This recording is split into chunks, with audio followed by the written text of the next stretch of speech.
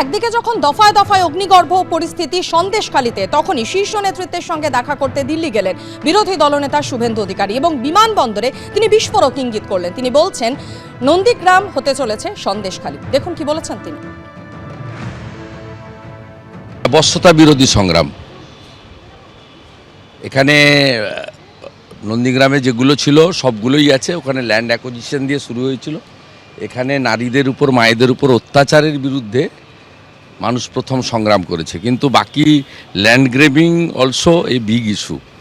মানে মহিলা নির্যাতনের পরে ল্যান্ড গ্রেবিং, আর থার্ড হচ্ছে যেটা নন্দীগ্রামে ছিল না এখানে, যে গত মমতা ব্যানার্জি ক্ষমতায় আসার পরে 13 সালের পর থেকে ওরা কোনো ভোট দিতে পারেনি, ইভিন লোকসভা বিধানসভাও দিতে পারেনি, কার্ড নিয়ে না হতো। অর্থাৎ ভোট লুট, গণতন্ত্র হত্যা, নারী নির্যাতন সীমাহীন, আর জমি দখল, এই তিনটে বিগ ইস্যুর উপরে বশ্যতা বিরোধী সংগ্রাম হচ্ছে। আর মানুষ বিজেপিকে ভরসা করছে। আমি ওখানকার যারা বামপন্থী ভোটার তাদের সঙ্গে কথা বলেছে না, আমরা বিজেপিকে ভরসা। এবং সেদিন তো আপনারা দেখেছেন বিন্দা করাতে তো হাইকোর্টের পারমিশন লাগেনি, যেহেতু সিপিআইএম করেন, সেটিংটা আছে। তা বিন্দা করাতরা ছিলেন, আমিও ছিলাম। মানুষ কাকে গ্রহণ করেছেন আমরা তো গিয়ে অর্গানাইজ কেউ করতে পারিনি, সেদিন প্রথম ঢুকেছি। তো সেদিন চোখের সামনে, ক্যামেরার সামনে, ছবির সামনে সবাই দেখেছে যে মানুষ কাকে ভরসা করছে। নরেন্দ্র মোদীজিকে ভরসা করছে, তার সৈনিকদের ভরসা করছে। তৃণমূল কংগ্রেসের সোশ্যাল মিডিয়া সেলের ইনচার্জ দেবাংশু ভট্টাচার্যের সঙ্গে এই মুহূর্তে আমরা টেলিফোনে যোগাযোগ করে নিয়েছি। দেবাংশু, আপনি শুনলেন বিরোধী দলনেতা শুভেন্দু অধিকারী আজ শীর্ষ নেতৃত্বের সঙ্গে দেখা করতে দিল্লি গেলেন এবং যাওয়ার পথে বিস্ফোরক ইঙ্গিত তার। দ্বিতীয় নন্দীগ্রাম হতে চলেছে সন্দেশখালী।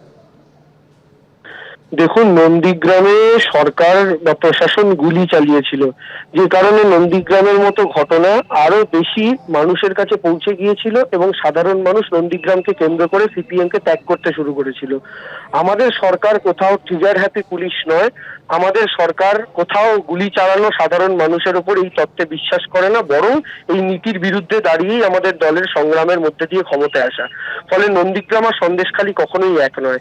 দ্বিতীয় কথা হচ্ছে, নন্দীগ্রামে সরকারের বিরুদ্ধে ক্ষোভ ছিল, সরকারের মন্ত্রীদের বিরুদ্ধে ক্ষোভ ছিল, সেন্ট্রালি একটা সরকারের পলিসির এগেন্স্টে ক্ষোভ ছিল।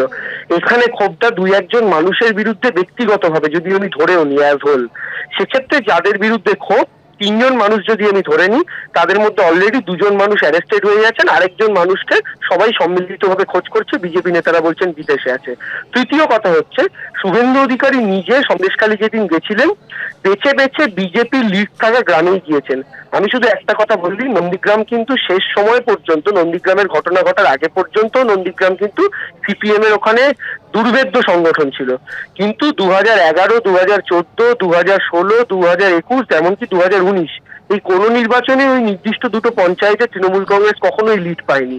এবং 2021-এর যে শেষ বিধানসভা নির্বাচন, সেখানেও বিজেপির লিড ছিল।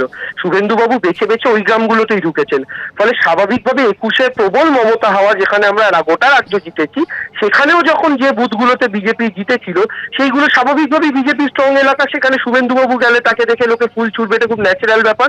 আমাদের বক্তব্য হচ্ছে, সন্দেশখালী বিধানসভাতে 15টার ওপর পঞ্চায়েত আছে, 1 থেকে 2টো পঞ্চায়েতে এই ঘটনা। আর নন্দীগ্রামে কতগুলো পঞ্চায়েত, কতগুলো নন্দীগ্রামকে কেন্দ্র করে, কতগুলো সিঙ্গুরের গোটা কত এলাকাকে কেন্দ্র করে ঘটনা ঘটেছিল, এটা আমি আপনি প্রত্যেকে জানি। ফলে শুভেন্দু বাবুর মতো একজন সিনিয়র নেতারা অর্বাচীনের মতো বক্তব্য রাখলে শুনে হাসি পায়। অনেক ধন্যবাদ দেবাংশু আমাদের সঙ্গে কথা বলার জন্য।